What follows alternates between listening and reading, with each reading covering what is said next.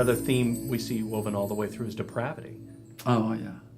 That's the sad part. Man is broken all the way through. That's the dark part, and you really do.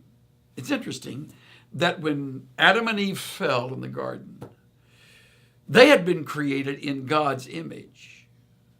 When God gave them one of their children named Seth, it says he was born in Adam's image.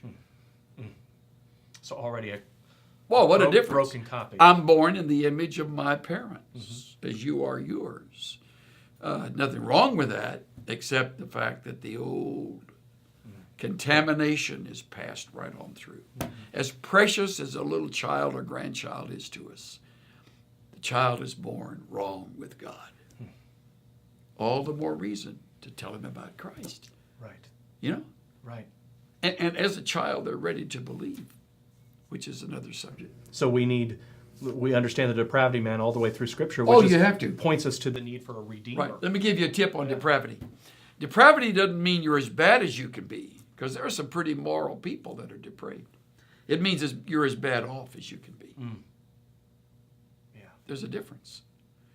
When I'm as bad off as I can be, I really need help from above. And I'll often get around it by saying, well, I'm not as bad as my neighbor, or I'm not as bad as the guy that, the serial killer, or the guy that abducted that child and all. I'm not that bad. No, you're not morally that bad, but he's no worse off than you are spiritually. When that grabs you, it does something to you. Because you realize, I really do need help. I need a redeemer. Absolutely. And so we've talked a bit about Jesus, the Redeemer, all the way through Scripture woven in. And that idea of redemption is also Isn't that a there. terrific thought? Yeah. It means to pay with a price and to set us free. Yeah.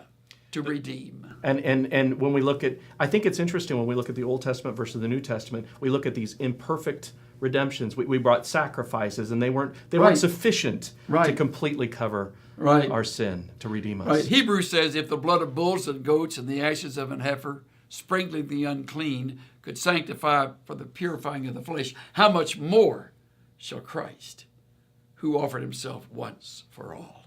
Isn't that great? That's tremendous. Again and again they had to offer sacrifices. One scholar says the blood that flowed from the altar during the Passover literally ran the streets of Jerusalem. The blood from animals ran through the street. We have no idea about that. And there's no more sacrificing of animals. He was sacrificed once for all. Sufficient. Yeah, that's why he said it is finished.